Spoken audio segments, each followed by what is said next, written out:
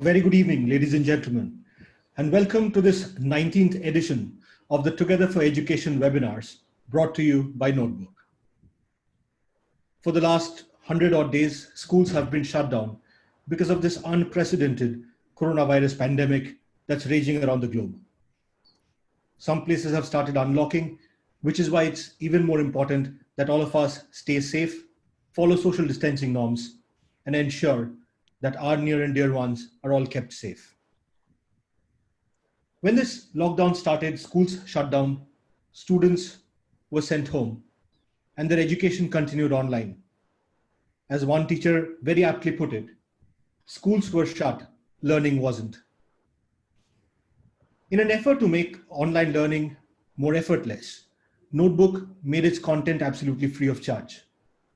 And to help teachers adopt Notebook better, we set up the Together for Education webinar. What was initially intended to be a dialogue about Notebook quickly evolved into a much bigger event.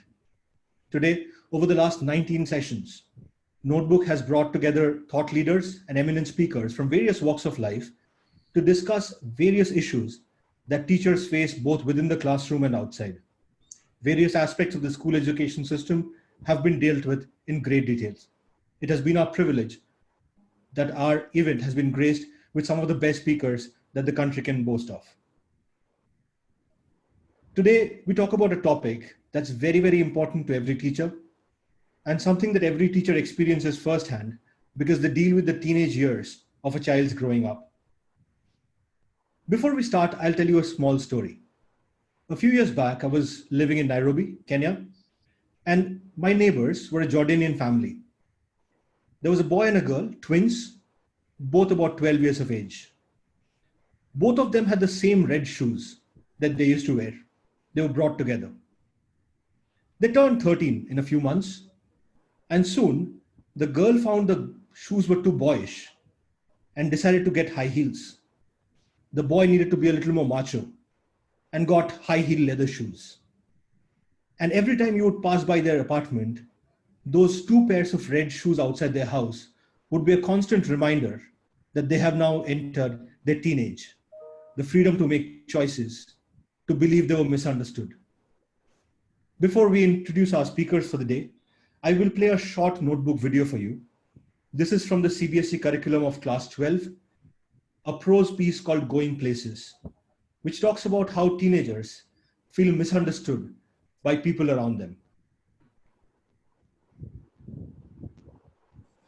Hello students, today we will discuss a very topical story by A.R. Burton named Going Places. Right at the start, we find two young girls, Sophie and her friend Jancy, holding hands and walking back from school. They seem to be fast friends, but soon their dialogue reveals that they are very unlike each other. Sophie wishes to open a boutique once she leaves school, but Jancy reminds her that it takes time to save the money needed to start a boutique. Sophie is not ready to give up her dreams that easily. She decides to work as a manager at a boutique till she has the money to open a store. She also contemplates becoming an actress, knowing that it pays well. Perhaps a temporary profession or a job will help her become rich quickly and give her the money to start her business. Jancy knows that both she and Sophie come from a working class background and they do not have the luxury to follow their passions. They must avail opportunities which will help them earn a living and support their families. She is aware of the sad reality that they will both probably end up working at the biscuit factory. It saddens her heart when she hears Sophie talking of far-fetched dreams. Sophie, however, wishes to follow a more sophisticated and glamorous career path. She wants to rise above the conditions she has been born in and become an actress or a fashion designer. Like Jancy, Sophie's father also scorns her lofty dreams and reminds her of her duties towards her family. If she ever makes enough money to open a boutique, she should devote that money towards buying a house for her family, according to him. Even her little brother, Derek, mocks her ambitions. Just like this video, Notebook has put together more than 10,000 videos dealing with various aspects of the CBSE curriculum, right from classes 1 to 12. Every video has ample amount of hand-drawn illustrations, as you just saw, in an effort to use art to engage students with their curriculum better. With that as the background, ladies and gentlemen, it is now time to introduce our first speaker for the day. It is our privilege to introduce to you Mr. Philip Burrett. Mr. Burrett retired as the Deputy Headmaster from the illustrious Doon School in Dehradun after 44 years of serving in education across various institutions. Mr. Burrett served the Doon School as the Housemaster, the Head of Department, the Dean of Student Welfare, Dean of Activities, Deputy Headmaster, Second Master, and Acting Headmaster with great distinction. He also carried out a visioning exercise for the Doon School in the year 2011 through an in-depth study of a number of British public schools and various schools in the US. Mr. Burrett qualified as a leadership trainer at the Wellington College, UK in the year 2000. He's also an athlete, an adventurer, and a naturalist. It is our privilege to have Mr. Burrett with us today. Over to you, sir. Okay. Good evening, Shubayu. And am I audible, Shubayu? Loud and clear, sir. Okay. So very good evening to you, Abhishek, Achin, all those esteemed people on the panel, and also our visitors today. What I want to do is to stay away from the technicalities because we have the panel to talk about that. I just want to talk about growing up in general. Most psychiatrists, if they wanted one thing from all of us, it would be for us to grow up. And that would mean the emotional and psychological growth that it all involves. We all have to keep growing, not only children, all of us have to grow. And it's a morbid thought, but it is true to say that we are dying from the moment we are born. And not only our body and cells, but we need to die to things, to behaviors, to certain ways of thinking, to certain biases, traits and habits, and our desires. We have to keep on renewing ourselves and dying to ourselves. All growth in some way involves death of some sort. So growth is about a constant change, and all growth involves pain and a loss of a more comfortable and familiar situation. So teenage is also a time of death. It is also a sad time for these children who have to leave behind the comforts of childhood and have to step into a world that's unfamiliar, that they haven't been trained for. So it's a trying and difficult period. So I will define growing up as a lifelong process of leaving behind the things we no longer need and to take up things that we would need on our onward journey. So as we grow, we have to jettison this baggage and only take the loads that matters. When we do this, when we take load that we shouldn't, we carry baggage from one age to the other. And that makes us ill psychologically and physically. Now, as Carl Gustav Jung once said, all life is a casting off. And so adolescence too is a casting off of youth. Now, if growing up is a journey, then I look at it as a winding road, sometimes paved and flat, and sometimes very steep and rocky and full of challenges. Now, if you look at India, we have one of the largest juvenile populations of any country. And this will show you that in about 10 years from now, we will have the largest working population. But if we don't care for our youth today, our young people, then we are heading for a huge disaster in 10 years from now. And children are the investments that we need as teachers to move into. Now, sometimes we as adults forget the childhood that we had. We forget the paths that we have traveled. And we forget that for some children, childhood is traumatic. A dad may have lost a job. A boy may have lost his parents. There are abused children. There are children who are sexually harassed, children who suffer in silence. And if you look at the image on the screen now that Shobayu has put up, not all children have the same growth. Some are more fortunate than others. And so growth is so different for different people. Our job, I think, as teachers is to not just help children pass exams, but to guide and advise and mentor and challenge these children.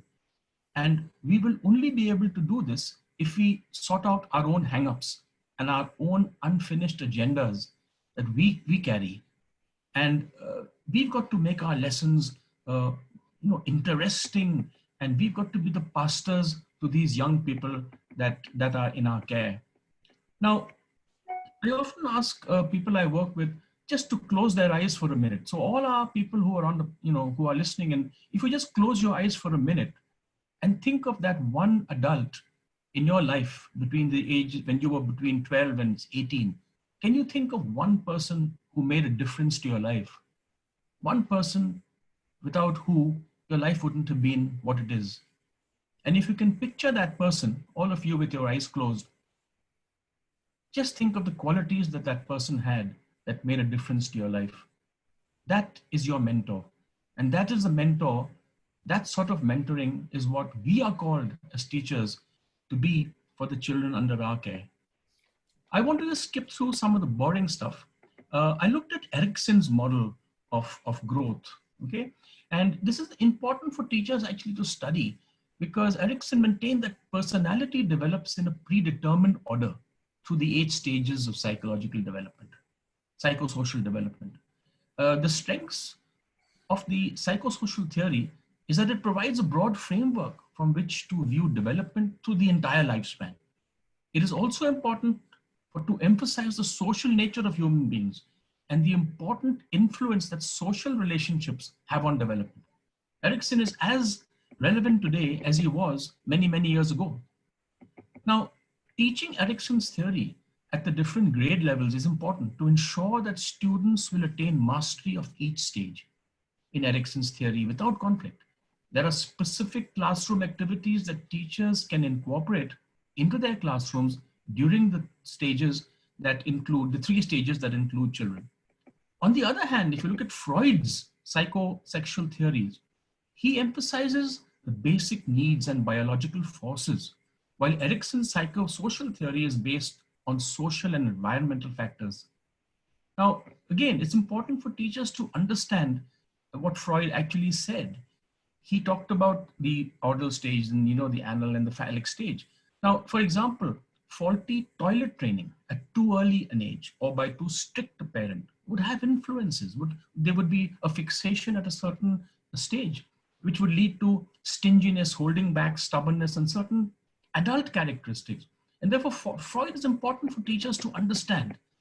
Each stage needs to be got through smoothly. A fixation at any stage would lead to problems in later life. Now, when I talk about adolescence, I cannot help but talk about the brain. The brain grows just as the body grows. And if you look at the adolescent brain, the one on the right, it's a confused brain, and the prefrontal cortex, the part that is almost like the purple colored part in the front of your brain, that stops growing only by the age of 25, which is what psychiatrists tell us.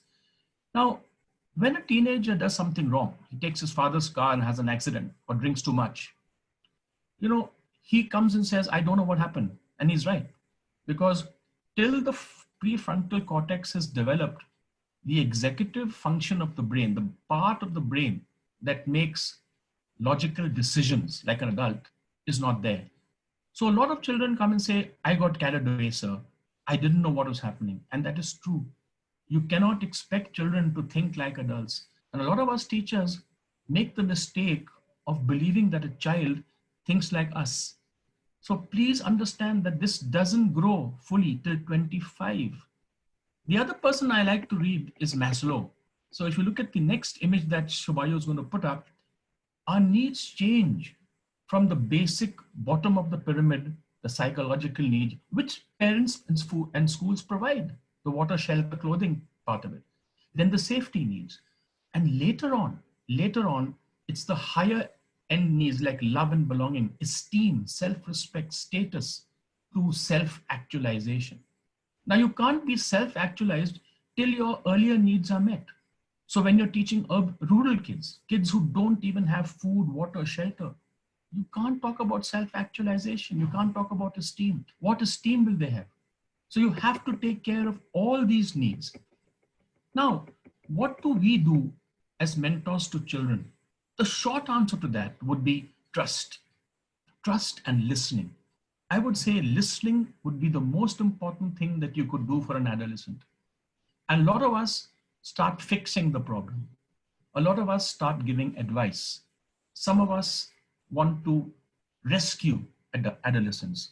We don't need to do this. We don't need to rescue, fix, and advise. We just need to listen in a non-judgmental, patient way. We need to contain the adolescent. We need to listen to his stories of pain and problems and not make a judgment. We have to draw boundaries for them. We have to dialogue with them. Kids love boundaries. A lot of parents don't draw these boundaries. And the other thing I would advise all teachers to do is to keep the child in you alive. All of us need to keep the child in us alive. What about the facts of tomorrow? What do we need to teach children for tomorrow's world?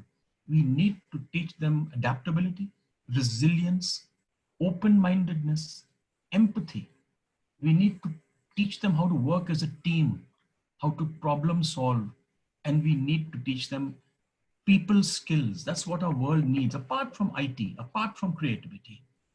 Now, if you look at children if you look at the adolescent group, they're in deep problem, especially the boys. Our boys are in trouble. Why? We live in a fast changing world where the jobs for tomorrow haven't even been thought of. If you look at suicide levels, it's the highest between the age group 18 to 23, anywhere in the world. Look at juvenile crimes. Jails are filled with young men. Substance abuse, drugs, addiction, pornography. Leaving home, teenage pregnancies, drops in grades, a grade drop in boys, lack of drive, lack of initiative. And again, our modern life has removed from it the routine, the ritual, and the rhythm that maybe people of my generation had. We have absent fathers now. The nuclear family has taken away from the many men that grow people up. I also feel that children just don't grow up. We have to grow children up. We have to grow boys up. Boys need mentors more than anyone else. In the case of the girl child, she talks to her mother. While they cut the onions and cook the dinner, mothers and daughters are talking about the future, talking about what life for a woman is going to be. Boys don't talk to their fathers today. The fathers are too busy. Sometimes they don't even know who their fathers are. And what is the role that we have to play as teachers, as mentors? In my time as a teacher, it is important to mentor boys. And when I ask boys, have you grown up? The 6-foot chap will look at me with a lot of facial hair. He says, yes. I said, no, you haven't grown up. Till you are able to be accountable for yourself, till you can take the faults that you have made, till you can say, yes, it's my fault and not blame others, you are not grown up. We need to teach these children how to be accountable. Our job is to assist children grow into what they are destined to be. Our job is to help them find themselves, to hold their hands, to wipe their tears as they trod their path. We are not to dictate the path that they must actually move on, but we have to actualize their own personal journeys. We can tell them our stories, but they have to create their own. I am still on my growth journey. I'm groping for the right answers. I'm 68 years old. I'm still inching forward. Hopefully older, grayer, and hopefully wiser. Thank you. Thank you. And over to you, Shubhai. Thank you so much, sir. As always, we could not ask for a better opening. As with every week, you have set the stage perfectly for the discussion that will follow. Thank you, sir. It's been a privilege listening to you. With that, ladies and gentlemen, it's time to introduce to you your next speaker for the day. Our next speaker is Achin Bhattacharya. Achin is the founder and CEO of Notebook. A chartered accountant by training, he was a director at Deloitte prior to starting Notebook. He has worked in India and abroad in various senior capacities in GE, PwC, KPMG, and Deloitte. Achin is an avid reader and a passionate traveler. He has keen interests in economics, history, literature, and philosophy. He is a regular speaker at various forums and chambers of commerce, and also contributes articles to numerous publications regularly. He is also on the board of some of the most renowned corporates and contributes significantly to brand strategies. Achin, over to you.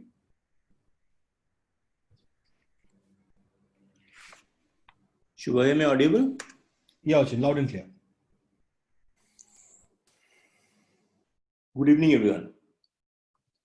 I welcome all of you to today's session, which is one of the most pertinent topics, not only in our schools, but also in our society.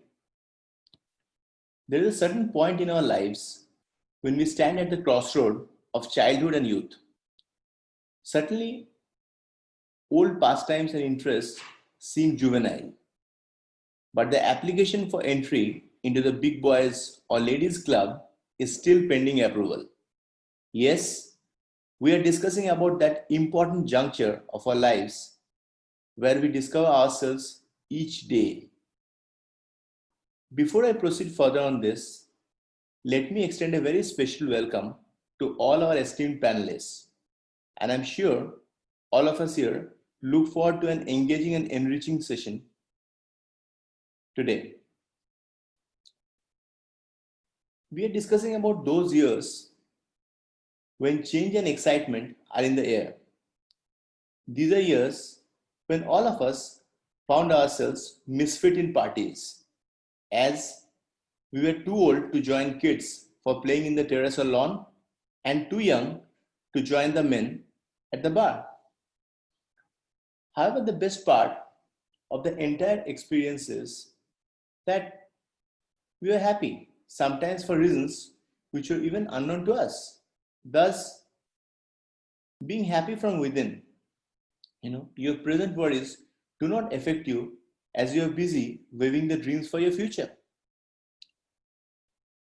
However, this phase also ensures that there is a seismic shift in approach towards life, and also with regard to your inner circles who act as your sounding board.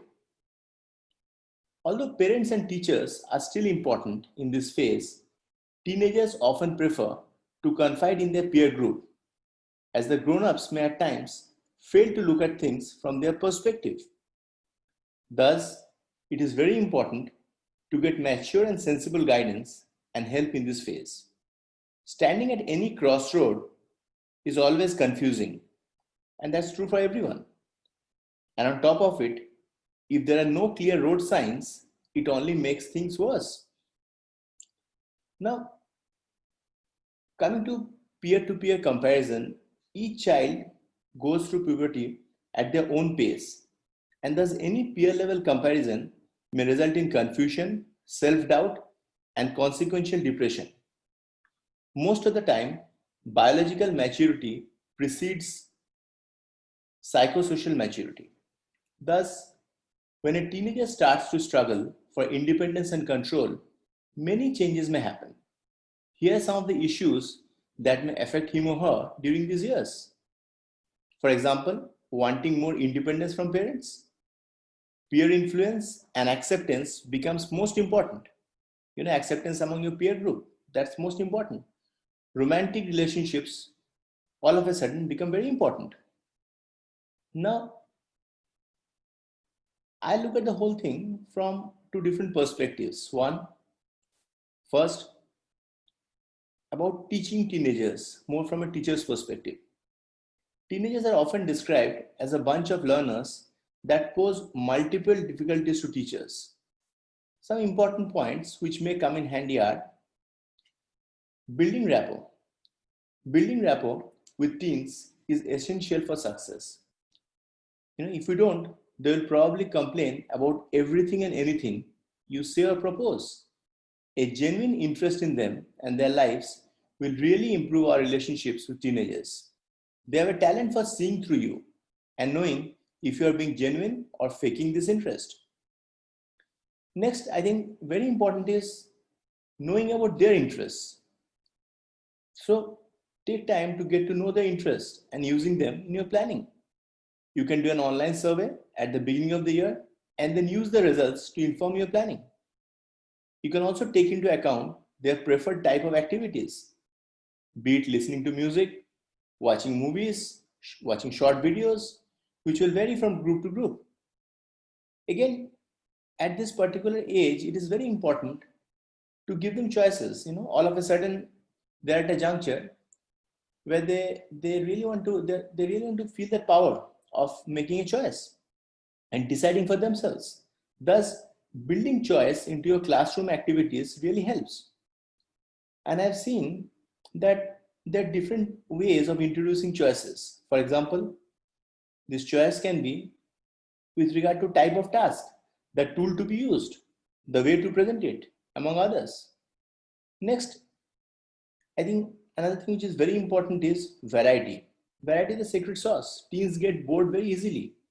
Thus, you can change the order in which you normally do things and come up with unexpected original tasks to break down classroom routine and monotony. If you have the possibility of changing where you can have your class, do so. A classroom, a library, a playground, a garden, anywhere is good for a lesson. Another thing which I think is very important is to challenge them, because I'm sure they'll bounce back. Do not play it safe. Challenge can come in different ways. Creating slightly more difficult tasks, introducing competition in classroom, and going for open-ended tasks. Next, I think coming to role of parents, which again is very important. Now, adolescence indeed can be a difficult time. Your child is going through rapid physical changes as well as emotional ups and downs. Young people aren't always sure where they fit, and if they're still trying to work it out. Adolescence can also be a time when peer influences and relationships can cause you and your child some stress. Thus, supporting each other can be vital to getting through these challenges, because it's not only the teenager who is facing the challenge, but also the parent equally.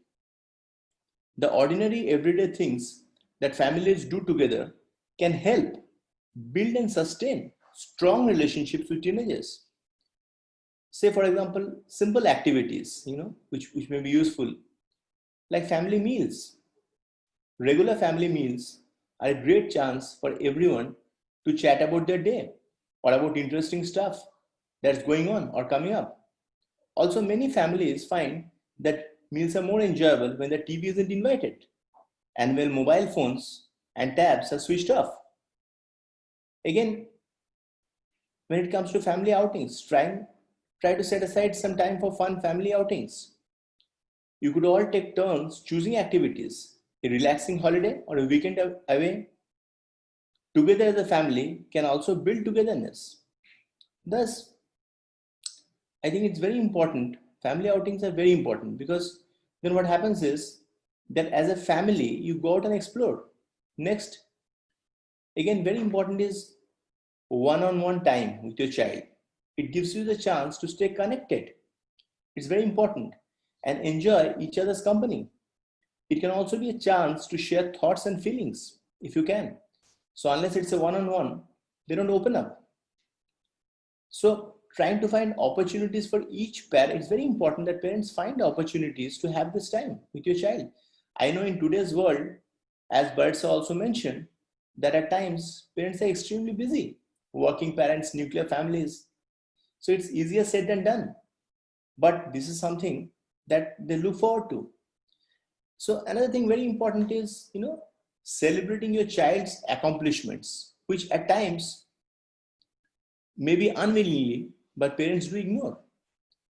Thus, sharing his or her disappointments, supporting hobbies, helps your child know you're interested in him.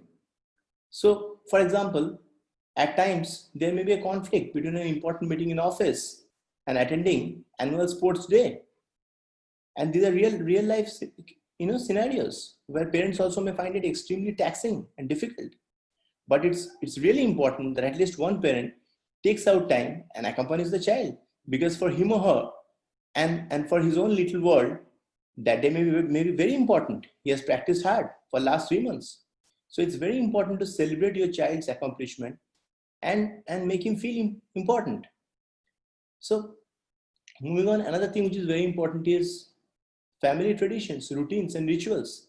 They can indeed help you and your child set aside regular dates and special time. For example, a movie night together, a favorite meal, cooking session, or an evening walk together. These are important. Next, I think household responsibilities give children and teenagers the sense that they are making an important contribution to family life. So it's important to make them feel, responsible. This could be things like chores, shopping, or helping older or younger members of the family. Next, as Bharat very rightly mentioned, that it's very important to set boundaries, and these may be healthy boundaries. So agreeing on rules, limits, and consequences give teenagers a sense of security, structure, and predictability, which is very important. Predictability and fairness. They help your child know what standards apply in your family and what will happen if he or she pushes the boundaries. Now, it's important to meet family meetings. At times, even in a four-member family, it may so happen people are so busy, different schedules, that all four of them maybe only meet up for lunch on a Sunday. But family meetings are indeed very important. They help in solving problems.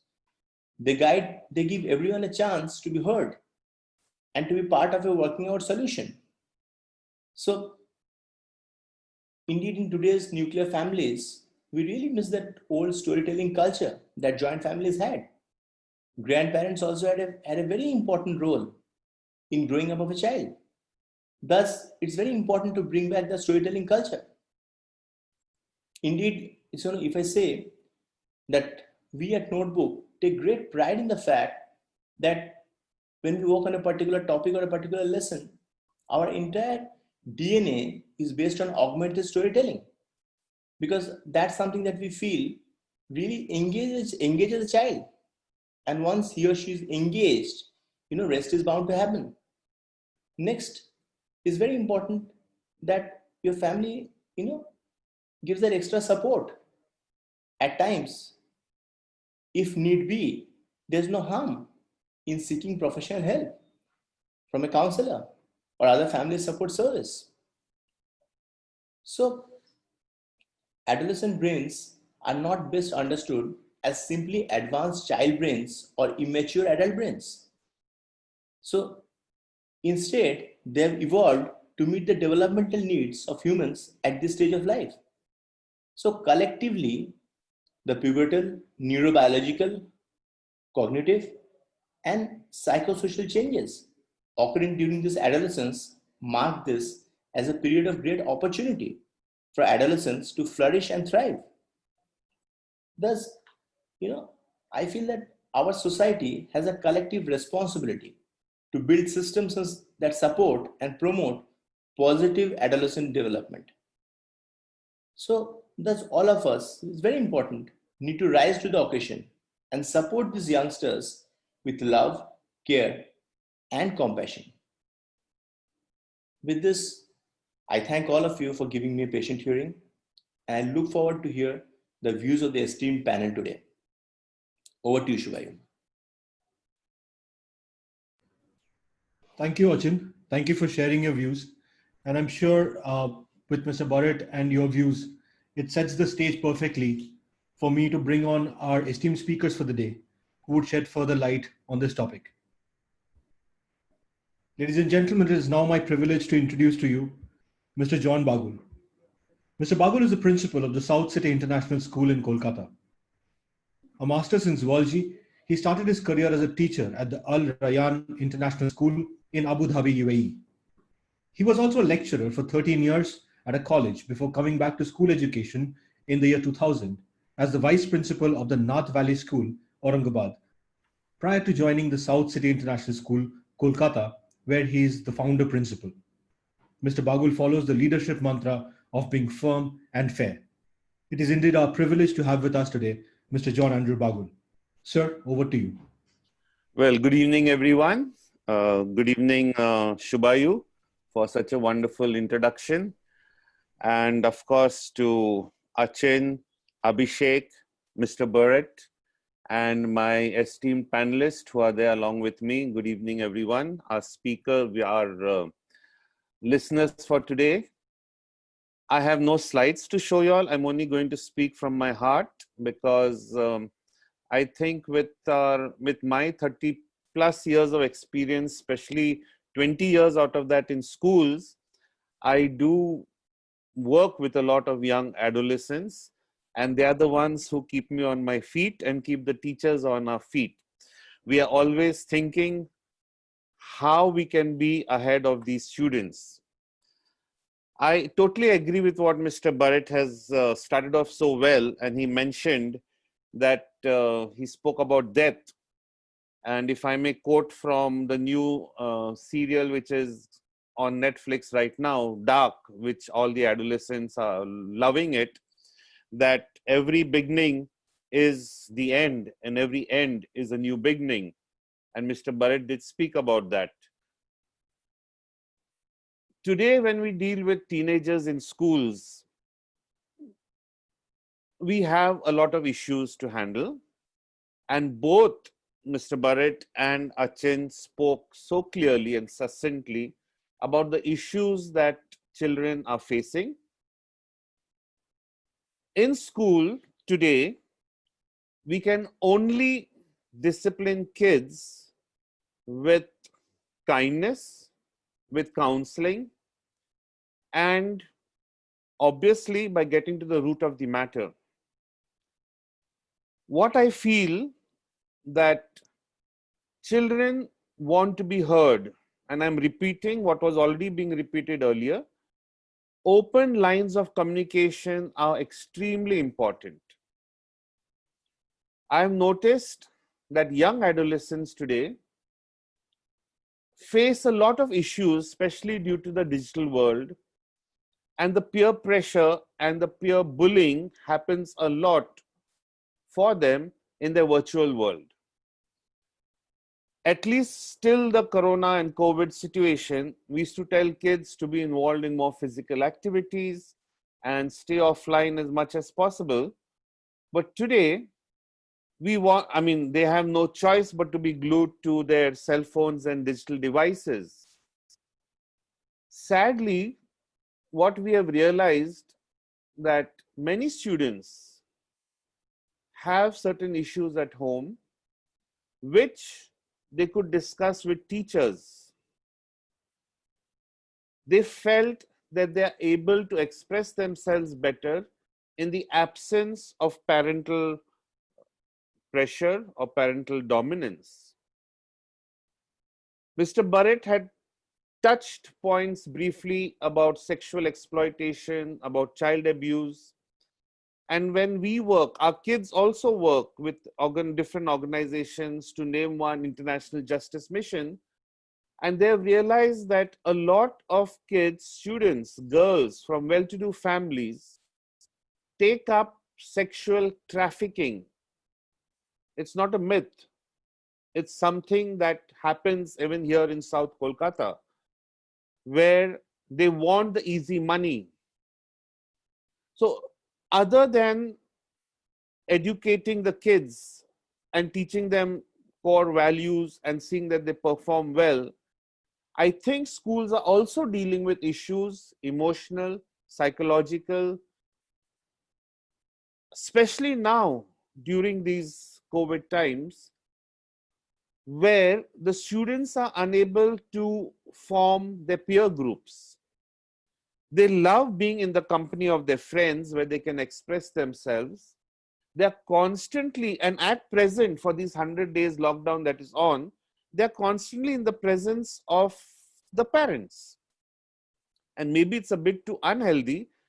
Earlier, they would not be spending enough time with parents, and we needed ways to devise, we had to devise ways to have the children spend time with parents. But today we've realized that they also need some time to themselves. In many adolescents, we've found out that their hobbies, their dreams, their passions are realized or fulfilled when the school teachers get involved with them. They are different when they interact in school in the presence of a favorite teacher. And obviously, as Mr. Barrett told us, close your eyes and think of a mentor. The mentor that comes to your mind is your favorite teacher who's taught you and who's influenced you in so many ways. And today is a very good day as such, because today is Guru Purnima. And Mr. Barrett did say, think about your mentors. And that was a wonderful way to start Guru Purnima, where we are all teachers and mentors. And for the world, it's said that we may be ordinary teachers and they look down maybe on teachers. But for the students that we teach, we are heroes to them. Each and every teacher has heroes among their students. And these students and this adolescence that we're talking about, I think the problems associated with adolescence starts from class 6 itself. When they move on from primary school to secondary school, they feel that void. They were the oldest in primary school. They were leaders there, grade 5. They moved to grade 6. And now they're being compared with students in 10 and 12. They have a lot of issues, and we as teachers have to look into those factors. They want to compete with older kids. What they see is not just on the virtual world. Before the lockdown, they used to travel on the buses together with older kids. They see the boy-girl interaction. They see so many things happening. And that is when the mind, their bodies are still young, but they still want to do what they want to emulate what is being seen. Unfortunately, yes, not every parent has the time to communicate with the children. They're often sent off after school hours for different classes, maybe for sports or academics or the so-called famous tuition classes. And the child is just shunted from one place to another. The most important stable factor in these young adolescents are the teachers. And therefore, the teachers are always vigilant and trying to interact with the child, to know the child better, the issues that the child is facing, the problems that the child could have at home. Sometimes it has been observed children exhibit certain symptoms which may speak of child abuse, physical symptoms or behavioral symptoms. This lockdown of 100 days is something which is quite alarming, where the counselors or the teachers cannot really get in touch with their students in a physical manner. We are worried as educators that certain kids need to speak their issues and problems to educators in a one-to-one setup, which is not possible right now.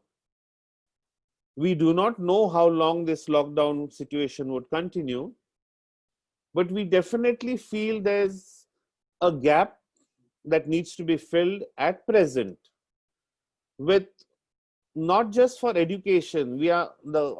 Every school across the country is trying its best to have online classes, interactions. The academic curriculum is being taken care of. But these who neither fit, as Mr. Achin also said, they neither fit with the young ones, they neither fit with the older ones or the young adults. They're the middle ones. And there's this love matter, which has been shown in the slide so well earlier. And today, when we speak about love and affection, it's not just a boy-girl relationship. Younger children are becoming more aware of same-sex relationships.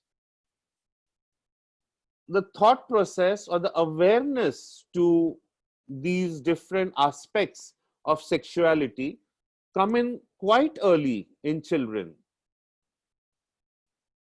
Somehow we feel that they are young and they don't know such things, but I know for a fact that kids online are exposed to a lot of sexual content, because I think all of us adults here would realize and agree that when we were growing up, our music that we used to listen to really did not have words which my ears still burn if I listen to such words, because I associate those words with, um, I mean, we call them bad words, it's degradatory. But today, in the latest music or whatever top charts, they're all a part of what songs are popular. Just more than, I mean, just 10 years back, it was so easy to say that a child is in front of the computer and you monitor the computer. But what happens when that computer is into a smartphone and everything is in the phone? And how much access is there? And today, at this time and age, when we are in lockdown, we want every child to have access to a device so that they can attend their classes. But this is quite, there's no regulation, and I don't think it's practical for parents to constantly monitor what is happening. Children are not aware, these adolescents, these young ones, of what they're posting and how they could land up in trouble online. There are plenty of factors, and as school heads, we keep having sessions with kids of different ages of how to be safe online, of what they should not do. I've seen cases of children, girls as young as in grade 6 or 7, maybe sending obscene pictures of unwanted pictures of themselves to someone else. Boys in grade 8, blackmailing. So, I mean, these issues that are there are myriad. We have to be sane. We have to not be too judgmental, but also understand where they're coming from, what is their code of morality, what are they observing. It's not just the school now which is going to set everything. There's so many other factors that kids get exposed to which can bring about so much of conflict in their minds. The sad part is that, yes, today in the lockdown and maybe in the next couple of months, we cannot be physically in contact with our students. We want these young minds to have platforms to open up, to be able to discuss their problems, for them to interact on a one-to-one level. They are extroverts or introverts. How would that be possible now? When new kids are joining a section and with virtual classrooms and online teaching, how do they make friends? It's not as if you walk into a classroom and see 30 kids around you and you gravitate to whom you think would be good. I mean, as a friend. So there are plenty of new issues that we are also handling right now as adults. We are learning a lot during this COVID situation. It's encouraging to see that the young minds, children, are adaptable and flexible. They are exposed to a VUCA world which is so uncertain. Everything is uncertain. I think parents need to be taken into confidence. As schools, we need to now hold hands a lot with parents, to have parents on the same platform, to share with parents our concerns. Because today, children are constantly in the care of the parents, and sometimes things go haywire. And now that the lockdown is partially lifted, these young ones are left alone at home with their devices for academic purposes, and parents are out working. And the very young ones, of course, may not have access to a device, but these adolescents, these growing up kids, the ones who we think could be responsible, are now having easy access to the internet. And along with the internet, there's hundreds of other things that they would be exposed to, that they would be looking at, their social media pages. And something that I've realized as they are coming out of the adolescence and becoming more mature, they also suffer from this anxiety. They start getting, by 6th, 7th, 8th, they've been there, they've done that, they've tried a lot of mischief and experimented, and then they're slowly settling down. That's what I've observed by 9th and 10th. And they're sort of bored of everything now. And yes, now we need to focus and do academics. A few of them still need some hand holding and mentoring. But the fear of missing out, FOMO, as it's commonly called, is seen, it's rapidly increasing in these young adults. And they feel that I need to be doing everything possible because they've wasted time in their 6th, 7th, 8th, experimenting in life and seeing this boy-girl relationships and whatnot. And then they don't want to miss out on anything. They want to make their CVs excellent. And then they say, we have to do sports, we have to do co-curricular, we have to do academics. And there's so many of these kids who are now into the FOMO zone. And as educators, I think we need to convert that FOMO to JOMO, the joy of missing out. We have to train, we ourselves as young, as adults, and with, as Mr. Burnett said, grayer, older, wiser. Yes, but yet we are also getting into that FOMO where we feel we should attend this webinar. It's important. We should attend that webinar. And that symptoms, what we used to see in our young adolescents, is now moving to us because we want to be aware of everything that's happening around us. That was the main cause of stress with kids. The holidays that Mr. Achin mentioned, that you can take your children out, but they always want Wi-Fi. They want to be connected because that's the whole point. Their social media, their Instagram, they don't want to miss out on anything. They want to see how many likes they've got, the Snapchat. They cannot be out of Wi-Fi connectivity. And that social media stress has definitely also brought about rifts in families where the child goes into the room and says, I'm studying, locks himself up. The parent doesn't know the schedules of the child. Both are, Mr. Achin and Mr. Burnett did speak that lines of communication need to be there. Rituals have to be maintained. And online, there are a lot of quotes which are going against online teaching, but online teaching is something which is maintaining a ritual that the child gets up in the morning. And these adolescents need that ritual much more. Otherwise, they'll keep sleeping on, get up at 10, 11 o'clock. So they need to have a ritual that, yes, I get up early morning, I do this, I get ready for my class, I have my uniform, I have that ritual, I have a routine. And it's very important psychologically. Of course, we have other experts, part of the panel, who will speak about such things. But I feel that our role as an educationist is quite challenging today. In addition to the curriculum, we have to deliver a lot. Our children are coming from various backgrounds. We do have children even from influential backgrounds, financially well-off backgrounds, having a lot of psychological issues. Teachers, along with their teaching time in school, would always look into how they can speak to the child during a games lesson, a library lesson, speak individually, or counselors used to interact. Now, during the lockdown, it's not possible for us to do such things. So we depend on simply trying to get in touch with the child, but with some the child is never alone to discuss matters freely.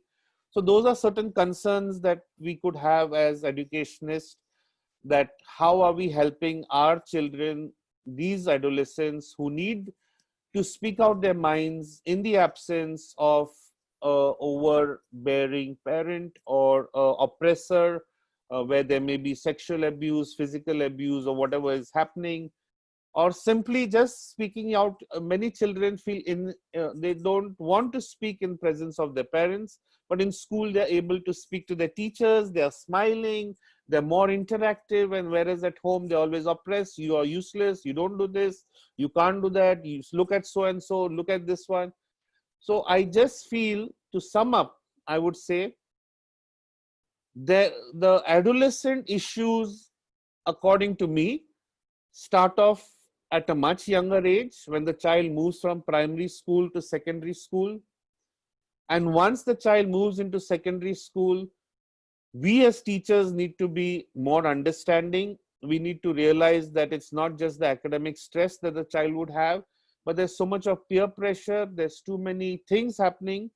too many things that are beyond our control because they used to be happening in the virtual world outside the school gate per se.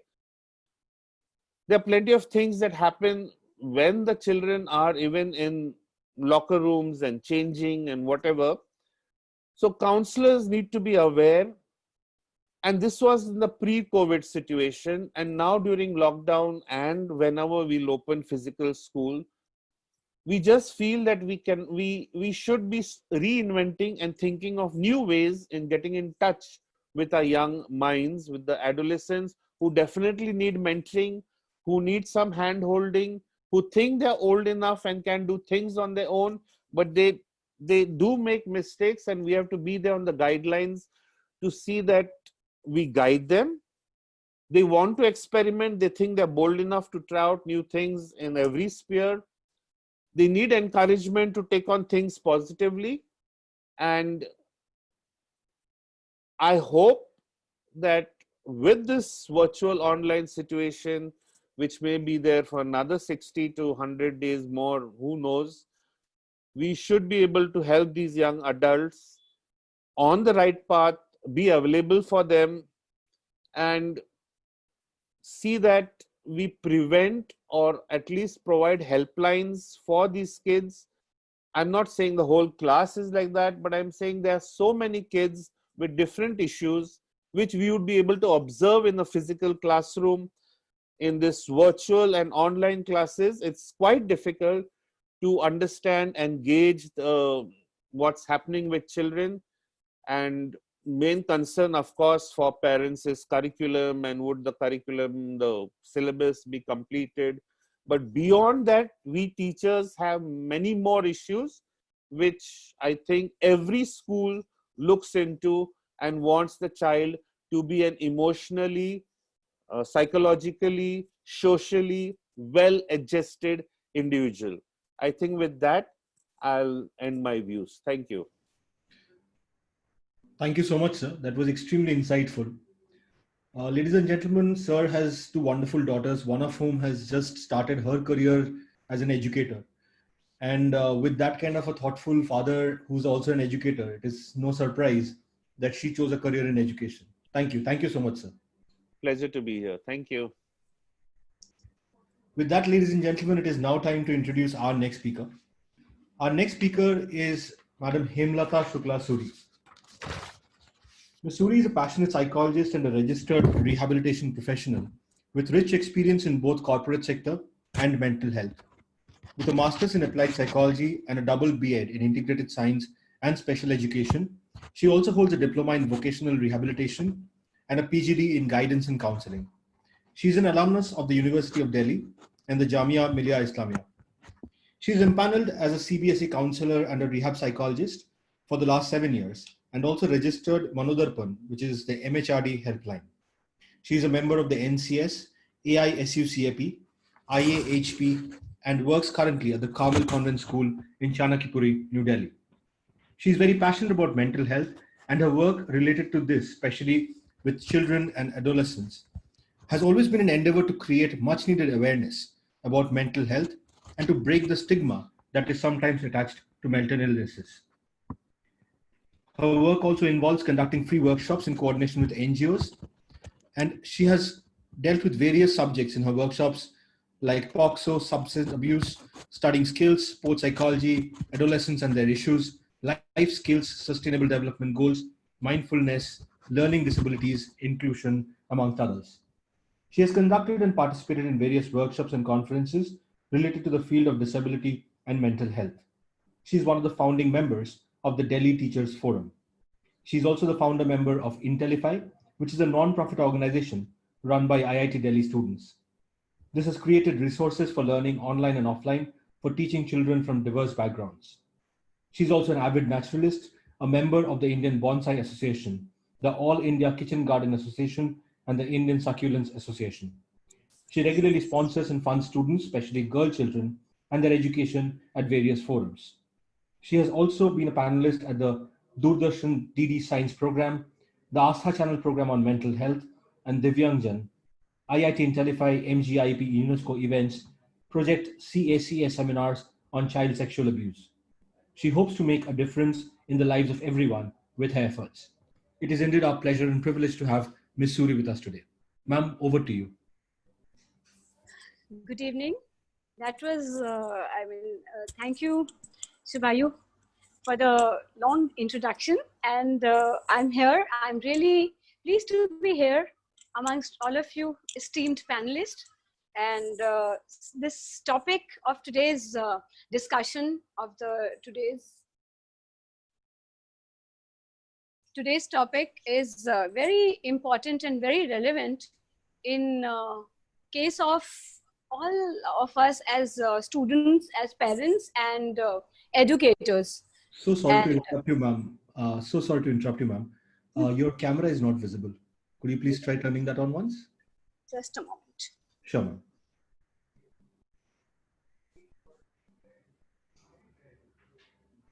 Yes.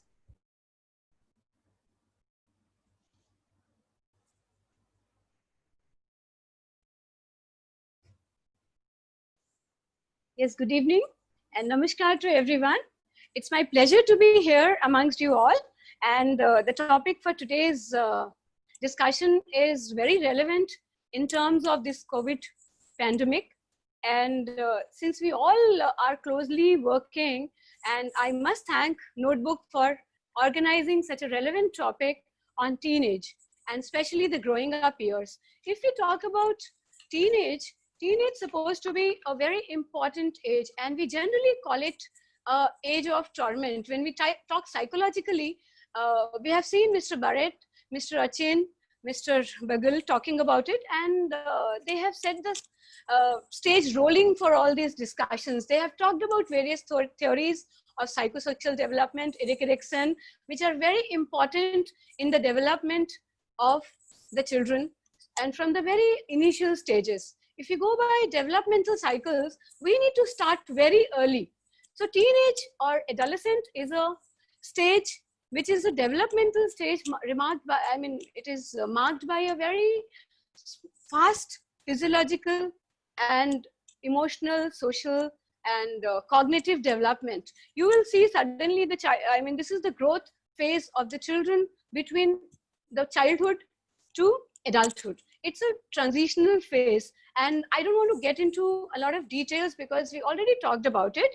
And here I just want to talk about few things which are very close to my heart, and it will just make the picture of the adolescent clear in your minds. Just a moment, I'm sharing the screen.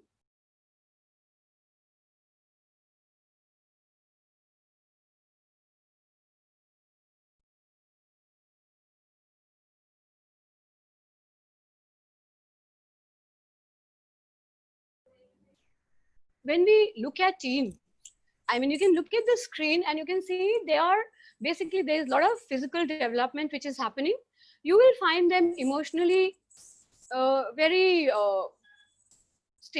unstable at times. You will find them with mood swings. You will find them very reluctant, very sensitive at times. You will find them with rage at times. There will be complete mood swings. They will argue. They will not, any adolescent you will find, parents are finding it very difficult to handle them at times because they're always there not to agree with what others are saying. This is all, if we see, this is all because of their increased development of the brain. This is when we talk about the development physically, we refer to the brain development. So we as parents need to understand that forebrain, midbrain, and hindbrain is developing very fast. So they have these typical mood swings. They have typical attention span problems. They look clumsy, confused at times. Sometimes you will find them really sorted. They'll understand, like they will get confused, they will get blocked sometimes. They don't understand because the developmental stages are taking place. The brain is still developing. They become very sensitive at times. You will not understand as parent, as teacher, that what to do with this boy. With this girl. For little thing, they get very angry. There's a rage, there's a fit in behavior. You will find sometimes they are getting into confrontations, which could be verbal, which could be physical. So these things really make you get worried at times. And then what happens is you will find them sometimes very self-conscious. Most of the time you will find them due to the change in their body structure. So we need to take care of these things when it comes to developing self-consciousness and positive body images. We must start very early for these things. Mr. Bagil said that it is around class 6, but as per me, we start very early. We start with class 4, grade 4 students. We start doing the basic physical development workshops, and we talk about these things. We prepare them from very beginning about these changes which are coming up, and we also explain about the social emotional development which will come up, which will change, and which is actually start nowadays because of the early development. You will find these things start happening in the classes 4th and 5th, and by the age of 6 they becomes very these problems become even complex to handle by parents. So and then we move on to these behavioral issues. You will find them very independent at times, and sometimes you'll find them they need help. So as parent, as educator, you need to be really observant about these things. You will find a lot of change in their sleep pattern, and sometimes it's very erratic, and more so in these times of COVID. You will find they are most of the time glued to their screens. So that also creates disturbances in their brain, their sleep pattern. But being a parent, you need to be really watchful, because sometimes as parent, we jump the gun, we confuse it with substance use and abuse. But nowadays children are at home, we can rule out that thing. But most of the time, parents come in and visit us, and they refer to these things. But then we have to explain them about this development, amygdala, emotions, and the developmental things in the brain. We have to really get down into that neuro developmental stuff to explain them these things. And you will find them pretty unorganized at times. They will not understand how to prioritize. So we as parents and mentors, we are supposed to guide them sometimes. They really don't want to listen, but you have to watch them sometimes, and then you have to offer, and you have to slip in yourself inside their lives to help them. And you will find them struggling with educational challenges, because this adolescent time, as we say, it's a time of torment. They will actually, you will find them, have to perform, have to really be very, times are very demanding for them. So they have to really perform on all the fronts of development. And you will find them very conscious about their self, their body image.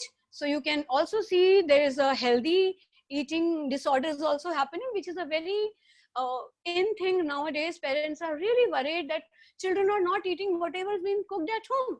They just want to eat healthy things. They just go on crash diet. They stop eating certain things. So as parents, as teachers who are taking online classes, and we need to really take care of these things while teaching. We need to intermingle these eating habits into the chapter teaching. We really need to add these things to our teaching, maybe beginning of the chapter, in the introduction, or whatever. We need to add these things, because counselors in school do not have the opportunity to meet all the students. So when we have to see this adolescent crowd, we have to really make our chapters, make our lessons in such a way that we talk about these things, which are basically talking about the healthy living, healthy sleeping patterns, and maintaining their sleep patterns and maintaining their routine. As Dr. Bagel said, these online classes are really relevant because it gets the routine going on. As parent also, we get into a routine. Otherwise, generally people are sleeping very late, and all of them are complaining about these things. I mean, I get very many complaints about these parents that my child is not getting up for the morning class. So we have to tell them that you have to also act as a positive and a disciplined role model, so as you are not glued to the screen when you're putting the child to sleep. These are adolescents and they understand, they know more than you. So those things you have to really explain to them, and you have to understand their patterns, you have to logically reason them out. And you will also find a lot of self-esteem issues. There will be a lot of stress issues which lead to anxiety and depression. There will be ODD, which are the mood disorders. You will find a lot of problems like Mr. Bagal mentioned about bullying. They face a lot of peer pressure also. There's a lot of body shaming at times happening because of this. You will have to really get into the details. So what happens is we need to really get into these if you see such stressful things, signs in your child, if you see there's sudden change in their behavior, their performances, the things they were doing regularly, they are not interested, you have a reason to look for their social emotional relationships. You have to really find out what's going on. You need to really connect with children. And most of the parents say that it's very difficult for me, my child doesn't open up, he doesn't talk to me. Because people say that you should become friends with teenagers, but it's actually between being friend, it is basically a fight between being friendly versus being a friend. So we really have to understand till what extent we can become their friend. I mean, it's generally nowadays it's very difficult to get these teenagers talking and to open up with us, and especially the parents, because they always feel the parents will judge them. Next time, if they're getting something, it will be taken away from them. So all these things in the background, children generally remain glued to their friends, they remain glued to the virtual world. Why we find such a thing? When we see that there is an addiction to the cyber world, there is a addiction to the digital screen, and then we see these things, and why do we feel that way? Because the teenage always finds that he's been accepted for who they are. They are all natural there, people understand there, there's somebody who's listening even while they're chatting with someone. Those people understand that word is actually for them is very warm, welcoming, and they feel excited being in that world. So we as parents need to understand that accepting them for who they are, remaining understanding, and rather than pointing out, as we have heard previous speakers talking about the love, care, affection, and most important is understanding them, unconditional support, which is very important thing which we need to do here. So we need to see the reasons why the child is more happy when the child is more on the gaming apps, or maybe chatting with a friend, maybe on Insta. So we will see that they are accepted for who they are. They are not judged. Their efforts, whatever they are saying is being appreciated. So we have to, as parent, as teacher, we have to really accept things, we have to accept things and then mold them accordingly. So this is something which is very important, and which we generally tell parents and advise, and we all should understand now. Like I have 2 children. I have really learned and grown up with my elder one. Now the younger one is enjoying those learnings from me, and his teenage probably is comfortable than the previous one. So it's really heartening to know, but then my elder one always gets back and tells me, you did not do this with me. So it's something, the life is a process of learning, as Mr. Barrett put it very clearly, that there's a constant learning, evolving, development going on in our lives. And so we must check these things. And there is a lot of, since we know there's a lot of aggression and there's a lot of violence going on around us. So even adolescents are not untouched by such things. So then what happens is we need to really talk about these things to children. We need to really touch upon the real world out there. We cannot always paint the honky-dory picture in front of them, which is why generally people say that my child is not coming and sharing things with me. He or she is not asking me questions the way, ma'am, he or she is asking you. Because they understand the last time I asked my parents, they gave me some wrong answer. They were not honest enough to answer my query. So parents and teachers and all of us need to be very honest when we answer. We need to see their age appropriateness, and then probably we can modify the answer and we can tell them. Like a child from 5th grade comes and asks about the sex education.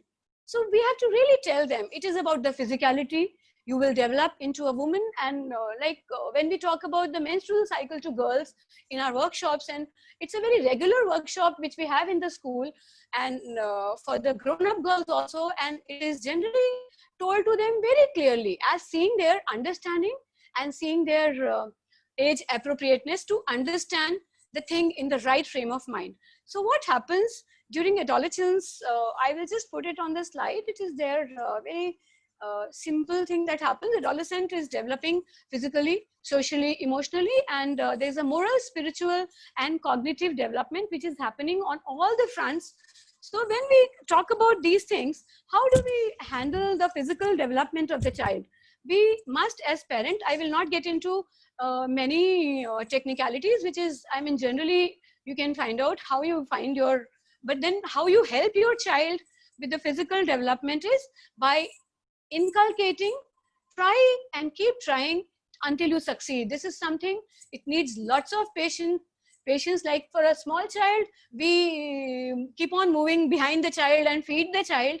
Here is also sometimes you can find such things happening. You are making some dal roti or sabzi or maybe fish or some traditional khana at home. The child refuses to eat that. Child says, no, I want momos, I want some, continental dish, I want to eat, I want Italian. So then because they need to understand. Sometimes they don't understand because you also had a hard day. We don't have domestic aids at home. As parents, as mothers, as teachers also, sometimes we always face these things. What we cook, they don't like. So these things need to be from very beginning. You need to teach your child. We cannot change these things overnight. So believe me, you have to really start from very early. If it has not happened, you can still start these things. You can teach them healthy eating habits. You can teach them to be physically active. If they are not ready to move, they are glued onto their screen. You have to surely talk them about the excitement you all had when we were on the ground. Our times of development and growth as childhood, we had such a euphoria, such happiness we found when we were moving to a ground, to playground, to meet our friends.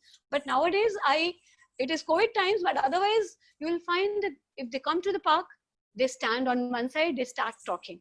So as parents, if you can find time, you must put them in some physical routine. Like maybe you can do some time, early morning, you can sit with them, have some simple yoga exercises, which are very handy. Many online classes are going on, which are for free. Maybe you can just teach them one Surya Namaskar, and they can do maybe 5 of them on each side, which is very easy to be done. I mean, these are the practical things which I'm telling you, and we follow them, and these really matter. And you have to develop a positive body image. Then comes their sleep routine. It has to be really inculcated from beginning. Your children don't actually follow you, but they listen to you very clearly. But certainly, if you are really very disciplined parent and you are following certain routines, your child will definitely follow you because you are their role models. And every child, as per me, everyone should have one role model, and especially adolescent. And when it comes to emotional development, we must teach them gratitude. We must teach them self-esteem should be developed. We must give them some kind of responsibility at home, maybe ask for help. We can also do things like we can have some storytelling, maybe something from the past or something from the present that I'm facing these problems, which should be like, age appropriate again. We should not, load them with something which is very serious of nature, so that which makes them very worried. So we have to really discuss things which are age appropriate, and they can take they can understand the problem. So this helps them in decision making, also makes them feel important. As Mr. Barrett and Mr. Bagul said, that we must involve, and Achin also said it's very important to get them talking, to get their viewpoints on various things, which helps them develop self-esteem. We must talk about empathy, which is one of the things which I really feel sad that it is lacking from our world, and it's slowly and slowly vanishing, especially from these adolescents. They are sometimes very insensitive, and I have really been very strong on this. I always do some or the other activity. It is one of the important life skills which we must teach our children. So emotional development also starts at home.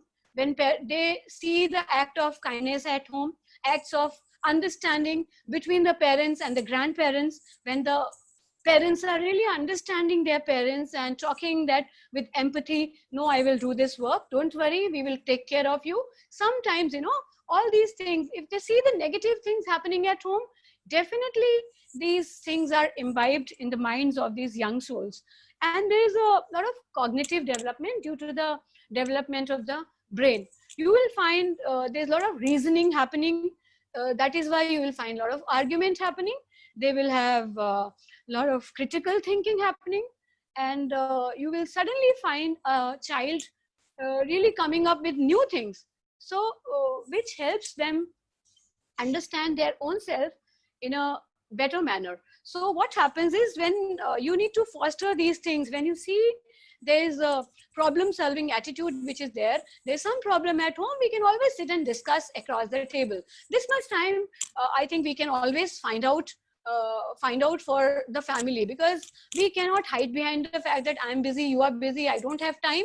But I definitely find this very pressing. It is needed that we must talk about little problems. This helps the child to brainstorm things. Sometimes the children come up with very nice solutions, which we really need to sometimes respect. But then we have to, maybe it's not applicable in the situation, then we can always tell them, yes, you have given a very good suggestion, but this is what the problem is, we cannot apply your suggestion right now. So this is very important that we must involve them. There is something called moral spiritual development. There what happens is we need to let them follow certain routine, which is very important, which could be like getting into pranayam. I mean, doing some little simple exercises, breathing exercises, and slowly you can build upon that. I know it's very difficult nowadays, but many parents are getting into this.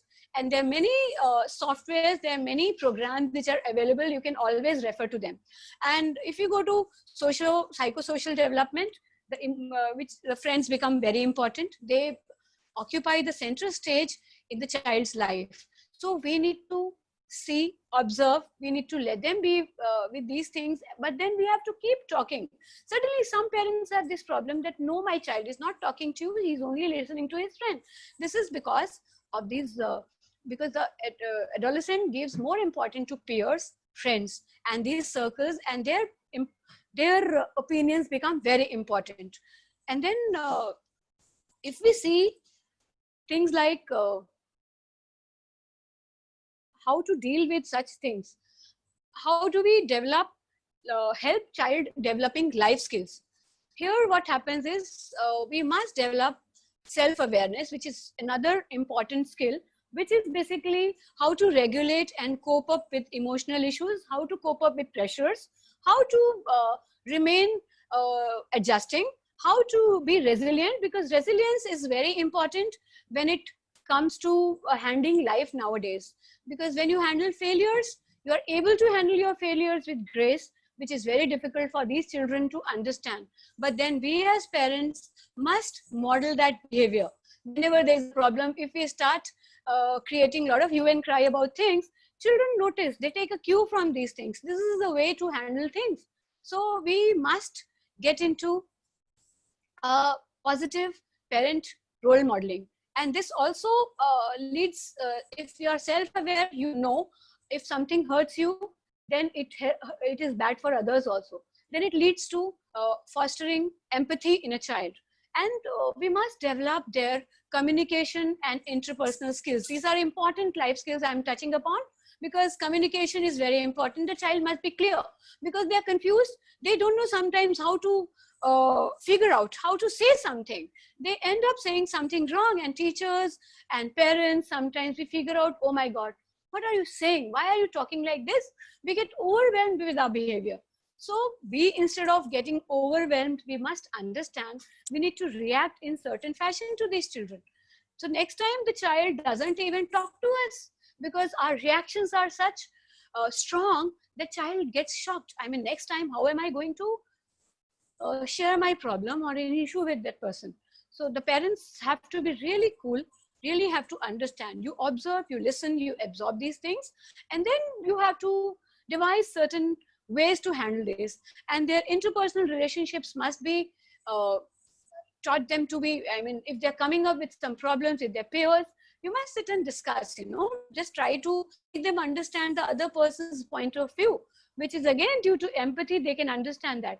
And if you are helping them, you are involving them taking decision, you are helping them in decision making and problem solving, you are already here. I mean, if you're really putting your children in the decision making, like what to buy, which fridge to buy, maybe sometimes, which AC model we should buy. Come on, you do a market survey, you check online. The child will feel really happy doing that. And sometimes in software also, these children are really good at software. And I find them, today's adolescents are enviable, basically. I envy their abilities, So when you see them helping you in decision making, they will come up with a list of things, with list of many positive, and the market, they'll understand what it is. I mean, the rates and all. These are little things you can involve that helps them in problem solving. You can simply help them navigate through their decision making and problem solving skill. And if the child, you see, the child is sketching something you find creative, I mean, something you see the child is very fond of doing, you need to really foster that. You need to really try and explore more on those skills, because this is something which is, creativity is really important to be fostered. That's an outlet, and it's basically a divergent thinking anyone can have. And you must nurture, you must see what they are good at. I mean, basically navigating what are their strengths and their weaknesses. We must help them develop this insight into themselves, which is again a part of self-awareness. They're all intermingled life skills. Then comes the critical thinking. Critical thinking again is to looking at things in different perspective and understanding them, and then taking some decision, or maybe going on with their understanding of things. Then again, I earlier mentioned, which is coping up with emotions and stress, which is emotional intelligence. And you have to really teach them that. Social intelligence is again an important thing. No matter how educated, how qualified you are, if you don't have social intelligence and emotional quotient, it becomes very difficult for a person to succeed in life. And when we see these things, we must understand the 5 points I find to lay the foundation of a positive development of adult and youth are caring and competence, and then comes character, confidence, and connection. These things are very important when we talk about adolescent rearing up, and these are the years which lay down the foundation for your future life, which is youth and a positive adult. So these, and 4 more things I wanted to, I mean, these are little different, but these are 4 things which I really believe when I talk about putting it in educational term, is basically integrating everything, which is your cyber safety into curriculum, which is very important. There are a lot of, I mean, very experienced people from education industry are here, and Notebook is again into these things, developing softwares. So we must integrate this cyber safety into curriculum, which is the need of the hour. We must do that.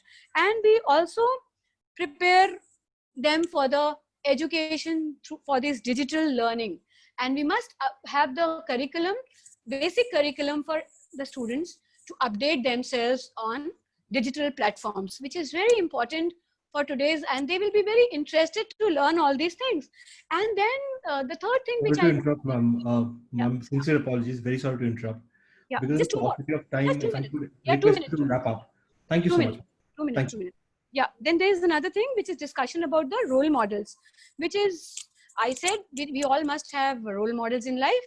And then comes your storytelling or anecdotal discussions. We always talk about the good and positive things in life.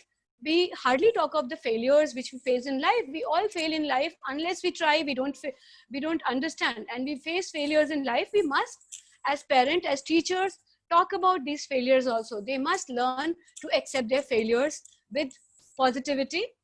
with little setbacks are fine, but when we must train them for life. With this, I hand over to Shubhayu. Thank you so much. Thank you so much, ma'am. And sorry about the interruption. We just have to at times cut short. We understand the No, no, topics I'm that we sorry. deal I'm with sorry. Yeah. are quite complex. I just, And yeah, I understand. thank you so much. It's a very long topic. Yeah. Thank you so much, ma'am, for sharing your thoughts. With that, ladies and gentlemen, it is now our privilege to introduce to you the third speaker of the day, Mr. P. Kadirasan.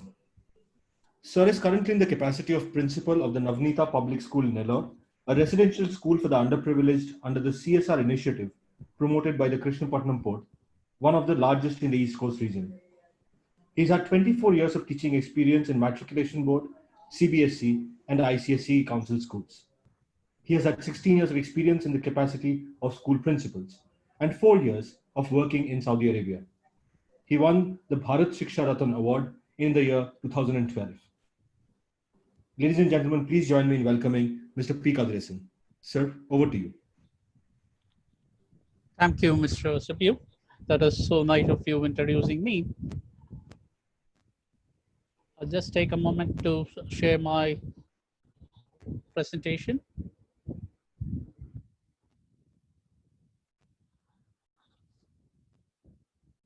Yeah. So, good evening, all the participants and the panelists. Thanking you all for joining this wonderful session and a very critical and a sensitive topic. As my introduction went, I come from the background of being a principal at the Navneeta Public School in Nellore. All my other panelists have been from a tier city, but this is a very remote place in Andhra Pradesh, and believe me, the school is run by Krishnapatnam Port.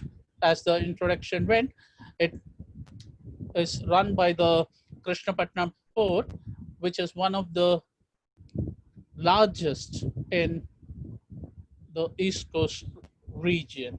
And this school caters to all the facilities required for the children. It's more like for the underprivileged children. They don't have a permanent shelter over their head, but we provide all kind of facilities for them. Now, the background of the school which I worked had to be hinted upon because I'd been across schools working in Tamil Nadu, Andhra Pradesh. I've been at Saudi Arabia, I've visited Cambodia, Thailand, all. Across any country, an adolescent is an adolescent. There is no comparison in terms of the region or the background they come from. Adolescent in general is a period which marks the transition from childhood to adulthood, typically from say 12 to 18 years. But more recent studies somewhere in a medical journal from Canada had seen that it's extending till 25 years of age just because people are not able to make themselves independent. They are still on their dependence that makes them still extending. Right now, how do we know this adolescence, whether somebody is into adolescent? These basically are the behavioral changes which you could see in an adolescent. As most of the panelists had spoken about, you would see the child more behaving independently. He feels like he knows everything and he doesn't need any support more. There's an increase eagerness to learn, or sometimes it's the other way around. They withdraw the interest in learning and other abilities what they have. They always look for rewards and appreciations, applause, etc. And more so, adolescent is a phase where everybody looks for recognition. When when will my name be called out for? When will I go up that stage? Is a phase where these adolescents would be eager to. They are they take risk at ease, and they have increased emotional reactivity. As some of the panelists were speaking, they get angry more often just for very simple reason. They have an increased emotional reactivity. They spend more time with their peers, less with parents. Now, having said all these things, there are both the internal factors and the external environment which influence all these changes. When we look back, when we, as Mr. Barrett was asking us to close our eyes and then think of somebody else, it's a mentor who had influenced us comes into mind. But think of our own adolescent. Do we remember anything what we did as an adolescent, or why did we do so? More so, it's just a passing cloud. That phase of life was just like a passing cloud. Everybody wanted to be recognized, independent, and so were the changes in adolescence.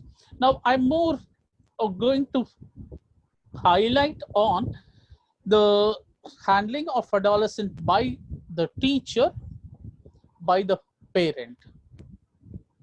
Role of the teacher. So as teachers, we having enough experience, we need to understand that no two adolescents have the same behavior, or they are not even equal to similar characteristics. So no comparisons on any child for that matter. Become a friend who is approachable to talk and clear their emotional imbalances due to his or her surrounding. There are a lot of emotional imbalances because they have these changes happening physically too. There are sudden changes coming into the child, and so there's a lot of emotional imbalances. Only if you are going to be a friendly character would they be able to share with you their problems. And encourage questioning. Even if you don't know the answer, you can always get back to them. It so happens most of the teachers do listen to the children, do encourage children questioning, but sometimes when there is a teenager asking, even if it's a grade 10 child, asking a silly question, we immediately remark, don't behave childish, don't ever ask childish questions, should not be happening, because a question is questioned whether adolescent or a child. It's a question which need to be cleared. In case you are not very clear with the answer, just get back to them at least a later stage. Encourage creativity could be the answers there. There'll be a lot of funny answers in their question papers. The answer sheets, what they write would carry on a lot of funny answers. There'll be a lot of criticisms. There will be a lot of kind of suggestions. Encourage them. If there's an essay in an English question paper asking for, if you were to be a teacher, they would give you what they expect from a teacher. And so encourage that creative thought in the child. And reward students. Rewards need not necessarily be materials. It can be appreciations across. Bring in the attention of students for the display of their innate potentials, which as teachers we will have to take it up and then project, which will make them more confident and unleash their potential. Right. You should always be a role model for your students, because what Mr. Barrett, again, I put that, what we remember is our mentor who helped us come out of that difficulty. So be as a role model for the students. However old they get, they only remember their own role models in their schools. Use this platform to teach changes in the physiology. This is something which is very, very sensitive. Use this platform to teach the changes in the physiology that one undergoes, reproductive organs, the hormonal imbalance, the mood swings, and emotional outbursts, etc. Assure them, make them sure that it's all absolutely normal and the individual has to accept these transformation. As just concluded, Ms. Hemlata was mentioning about, these are all some very sensitive topics for the child to express. So give them that scope, make them comfortable. So a biology class could be used for addressing all these issues. Begin to treat them as adults, as they would always understand what responsibilities they need to handle, and they would always be accountable for their actions. So treat them as adults during that phase of adolescence. Don't ever spoon feed them, don't ever treat them as a child. Teach them to the technique to focus on their dreams and methods to realize it. So as an adolescent, this is the best time where you can allow the child to focus on their dreams, on what could be their passion, and what are the methods they can realize their dreams. You could see a lot of children kind of emulating their role models. They might be, it's a movie star, might be a cricketer or musician, whoever it could. They try to kind of behave the way they are because their dream could be something like that, very closer to that. Now, when we go to the role of a parent, how parent plays a very vital role, though the parents always skip it to the teachers and the teachers skip it to the parents. It's a combined effort, but also the parent would have a better role to play in this. The role of the parents could be encourage your child to choose his or her passionate career. Most often it happens that the parents' dream are asked to be fulfilled, not the child's. So try to find out the interest in the child. Let him or her own the responsibility of decision making. Support, as a parent, support the child with all choices, pros, cons, prior to taking his own decision. Do not pressurize him. Do not enforce your thoughts into the child. Make the child independent to take decision, but give him all the choices. Give him the pros and cons of the decision what he is taking. Believe me, I'll believe you. The next very underlying factor of relationship. Suddenly, all of a sudden, uh, when we check, there are these three phases which are very important before they proceed into the adulthood: the infant stage, the childhood, early and late childhood, the adolescent, and the adult. Infant stage, almost every child observes very keenly. Observes very keenly. They try to kind of imitate their observations, and that's what is infancy. The childhood, they try to get accustomed with their social group, their peer group. They try to mingle with them. They learn all their kind of discipline, the values when they are with their peer group. But when it is adolescent, it's a very, very tough phase where child doesn't know, but he behaves as if he knows everything. And now that is where we will have to believe in the child and give the child the hope, the confidence that he can. So trust your child. Never bring down your child's confidence. Give him all that trust. Have the doors open. He will definitely do the right thing. If he's having a confusion, he'll always get back to you than going into third person. And these family issues always come up. Do not fight with your spouse in front of the adolescent. He is emotionally vulnerable. Adolescents model from their parents because they are the ones whom he is seeing from his childhood, from his infant, seeing them, and what are the changes he observed in the parents that would always influence the adolescent. Maintain a zen-like environment at home with healthy conversations and instill positive emotional states of mind. Always the confidence and the emotional state of mind. That's what I put it across. The emotional state of mind plays a vital role in the adolescent stage.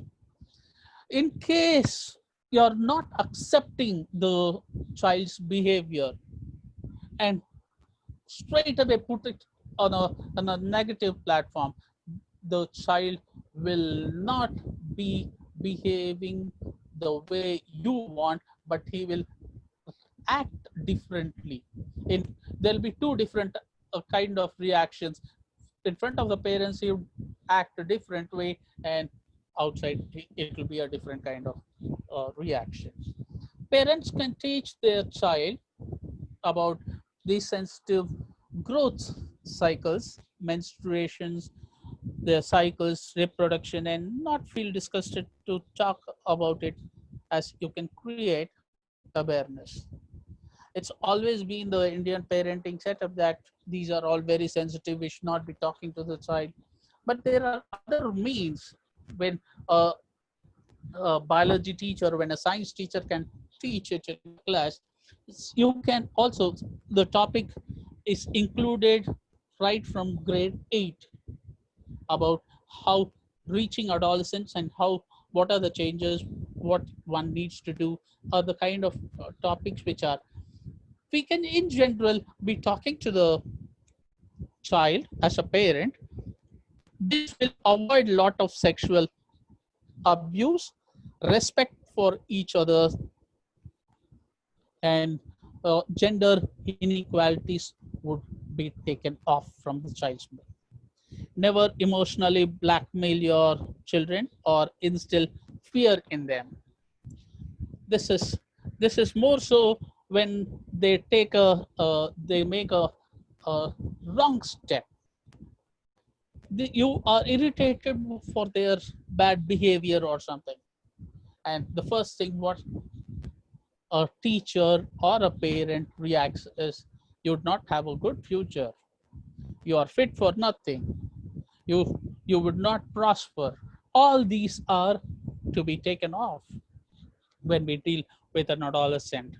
This will further bring in a negative influence on the child's growth. Always be a support system where you build the confidence of your child. He would reach greater heights. Just believe the child. He will trust you. He will believe you. Now, this is where I would like to share. This is a student of mine. When I was just asking, immediately the first thought after I got my topic, what do you remember in your adolescent, was the question which I asked few of my students, and I'm just sharing 2 or 3. So this particular child passed out in the year 2000, so it's 2 decades back. He says he had a fantastic childhood, hands down the best time in his life. He still remembers Mali the child. At times I wonder how I would have been if I didn't have a school which enhanced my curiosity, love for extracurricular activities or the sports. He never mentioned any curricular subjects or the academic subjects. A big thanks to my teachers who have been phenomenal support in shaping those early foundation. Needless to say, the unsung hero in my life was his mom, who built on this beautiful foundation. He's only trying to, he's a wonderful student. He is a high achieving student. He finished his engineering graduation, and he is into Tollywood acting. Believe me, there is a small incident which made him choose this. Though he has completed his professional degree in engineering, there was a inter-school competition. He was one among the dancers, and for some reason he was disqualified by the judge, though he performed very well. But amongst the team, his peer, one other girl, got first place at All India competition. This was an All India competition. A girl got first prize in classical dance. Now, there's a comparison as an adolescent. For this silly reason, I was disqualified, wherein that girl had got. So you don't need to, the child, the adolescents at the adolescent phase, they compare each other. From then on started that urge.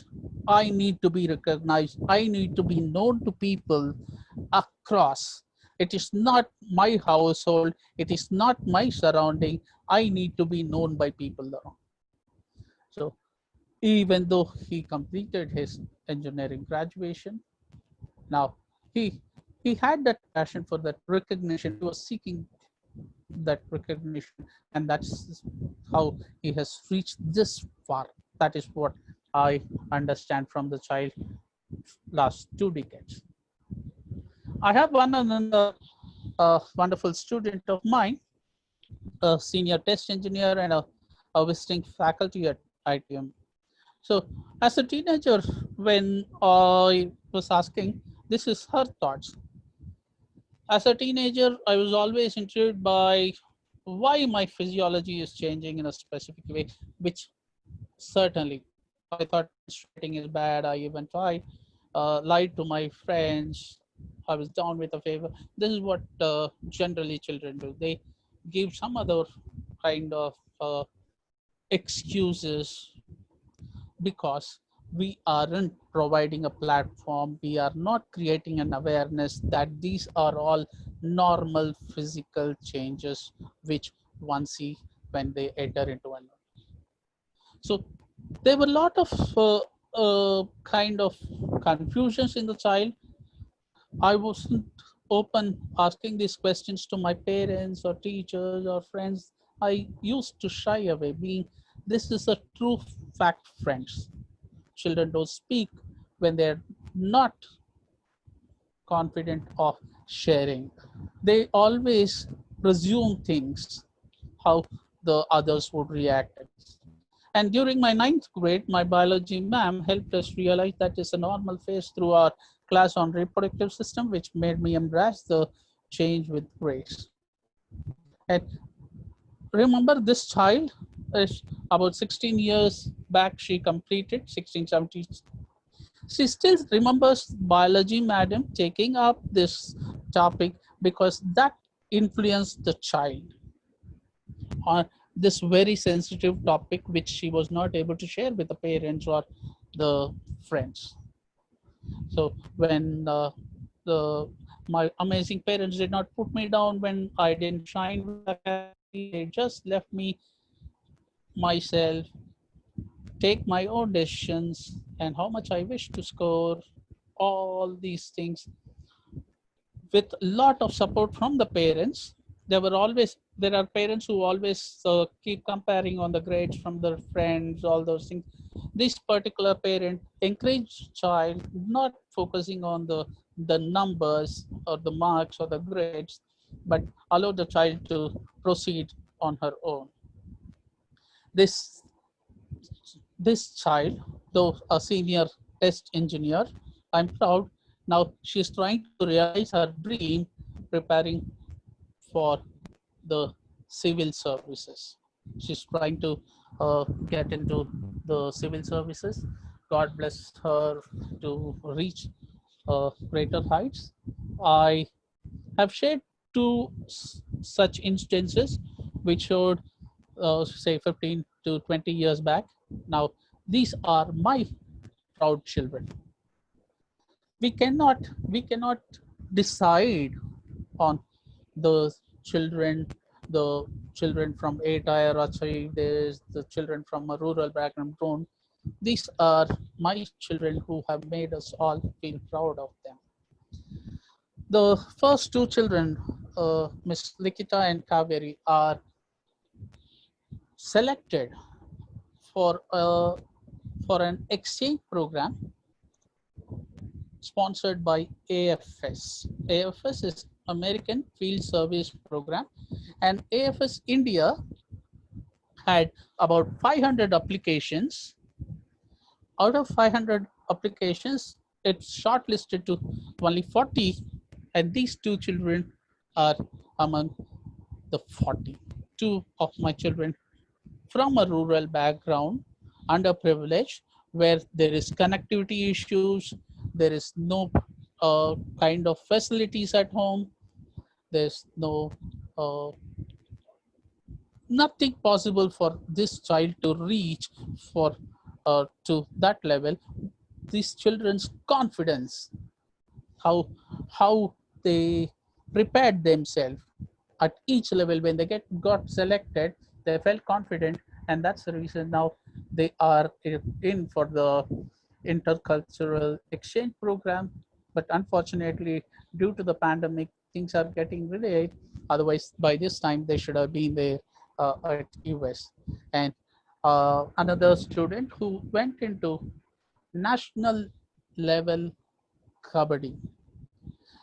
She was the captain of Andhra Pradesh team, a 10th standard. All of them are 10th grade children. A 10th grade child from a remote village in Nellore, heading the state team at national level kabaddi tournament is an awesome achievement. It is not, I'm not talking about my school, it is the confidence, how we build how we instill the confidence in the children at adolescent phase is what is very, very important. And that's all for you, my dear friends. Thank you so much, sir. Thank you for that wonderful presentation. And it's been absolutely inspiring hearing the stories of your children. The work that you're doing at your school is phenomenal. And all of us take inspiration from your work, especially in working with the sections of the underprivileged sections of the society. Thank you. Thank you, Mr. Subbiya. With that, ladies and gentlemen, we have come to the end of our speaking sessions. Before we wrap up for the day, unfortunately today we would not have time for questions. Before we wrap up for the day, a quick reminder, we are now inviting registrations for the 0-hour debate.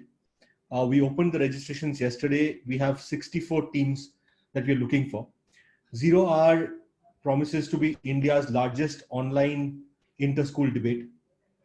We are looking for the best public speaking talent in India among school children. This document that you're seeing on your screens right now, we have already sent a copy to your school over email. If you have not received it, please let us know so that we can share another copy with you. And we would be happy to handhold you through the registration process. Rules have been clearly laid out. We are looking for teams of 2 students and 1 teacher as an adjudicator who can come from your school. Mr. Kadiresan, particularly from your school, we would love to have a team come. We are sure that they'll shine brighter than most other schools out here. The grand finale is on the 15th of August. So the debates will run from 15th of July to the 15th of August, a 1-month grueling process through which we want to identify the best debating team that among schools in this country. We already have more than 20 slots that have been taken up just yesterday alone. So if you are looking for your debate team to be part of this, please do not delay. We would love to have you as part of this event. With that said, it is now my privilege to invite Achin back for the vote of thanks. It has been a fantastic session. A thank you to all the speakers. This is your host, Shubhayu Roy, signing off. Achin, over to you. So I think we really had a great session, very inspiring, and a lot of very important and sensitive, pertinent issues came to the forefront. Bharat sir, great opening remarks, really set the tone for the evening. Thank you so much for raising the bar, as always. Mr. Bagul, schools, I think, I was listening very carefully to you. some very important observations you made. And I completely agree with you when you said schools and children are dealing with emotional and psychological issues, especially during current times. And yes, you rightly pointed out that when we close our eyes, as a mentor, we do see our favorite teacher. Yes, sir, teachers are heroes, especially during current times. You know, all of us, I can tell you the entire country salutes our educators for quick adaptability in terms of how fast they adapted to digital education. And they have ensured that although schools are closed, schooling is on. It has really been phenomenal. Thus, I agree that teachers are indeed the most stabilizing factor. I also understand, very rightly pointed out, that we cannot be too judgmental and we need to understand where teenagers, adolescents are coming from. And parents need to be taken into confidence and schools need to work closely with parents. No denying the fact. We just cannot overemphasize this. It's really important.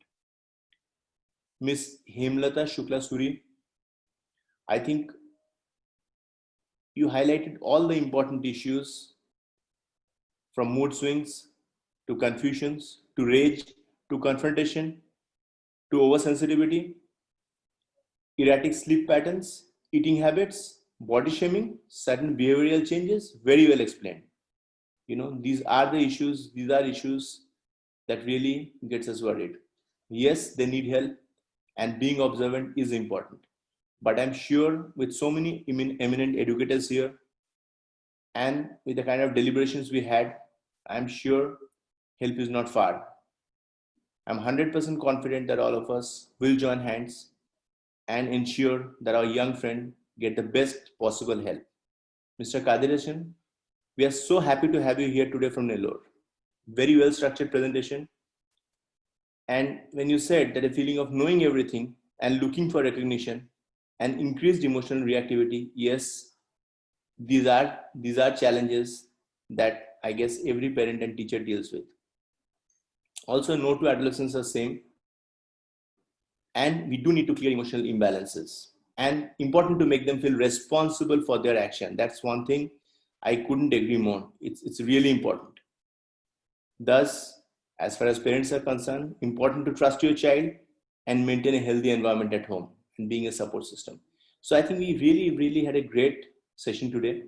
I also thank the audience for being with us and for encouraging us in every session in this Together for Education webinar.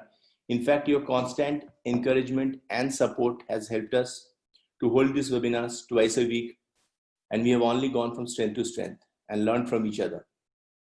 We look forward to having you with us for our next session on Wednesday, 5 p.m. Thank you, take care, and goodbye.